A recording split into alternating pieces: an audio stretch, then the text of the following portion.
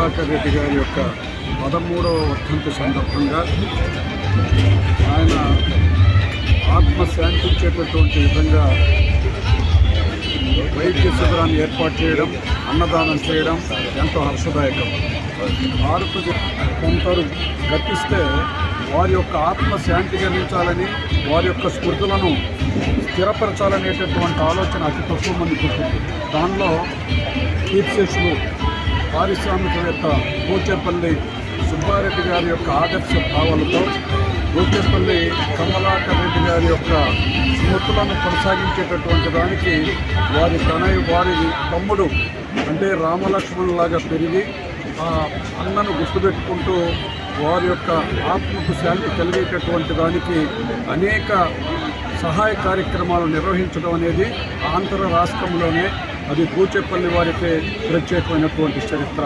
గౌరవనీయులు మహాతల్లి పోచేపల్లి వెంకయ్యమ్మ గారు వారి యొక్క స్ఫూర్తితో నేను బ్రతుకున్నంతకాలం నా చిరంజీవులు ఈ కార్యక్రమాలు నిర్వహించాలి, ఆ తర్వాత కూడా ఈ వంశాన్ని శాశ్వతపరిచేటటువంటి దానికి ఈ సంఘానికి ఒక సందేశం ఇచ్చేటటువంటి విధంగా ప్రతి సంవత్సరం కూడా వేలాది మందికి వైద్య సదుపాయాలు కల్పించడం, ఆపరేషన్లు చేయించడం, అన్నదానం చేయించడం, అంతేకాకుండా అనేకమైనటువంటి సహాయ కార్యక్రమాలను నిర్వహించేటటువంటి ఘనత బూచేపల్లి వారికి దక్కుతుంది. అది డాక్టర్ బూచేపల్లి శివప్రసాద్ రెడ్డి గారి యొక్క నాయకత్వంలో ఈ రాష్ట్రానికి ఒక ఆదర్శవంతమైనటువంటి సందేశంగా మరి గుర్తిస్తూ గౌరవనీయులు కీర్తిశేషులు బూచేపల్లి కమలాకర్ రెడ్డి గారికి గౌరవమైనటువంటి నివాళులర్పిస్తూ అనేక సేవా కార్యక్రమాలు బూచేపల్లి వెంకయ్యమ్మ, బూచేపల్లి సుబ్బారెడ్డి గారి యొక్క ట్రస్ట్ పేరు మీద జరుగుతూ ఉన్నాయి.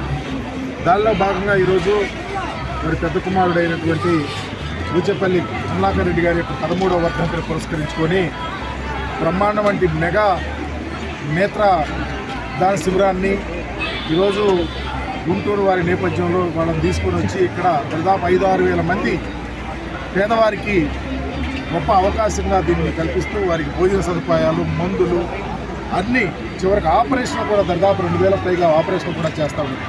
ఇది ప్రతి సంవత్సరం జరిగేది. ఇలాంటి కార్యక్రమాలు చేయటం అనేది చాలా అరుదు. అలాంటిది గొప్ప కార్యక్రమాన్ని ఏర్పాటు చేసినటువంటి పెద్దలు మరి మా ప్రకాశం జిల్లా అధ్యక్షులు బూచేపల్లి శివప్రసాద్ రెడ్డి గారి నేతృత్వంలో కార్యక్రమాలు జరుగుతూ ఉన్నాయి.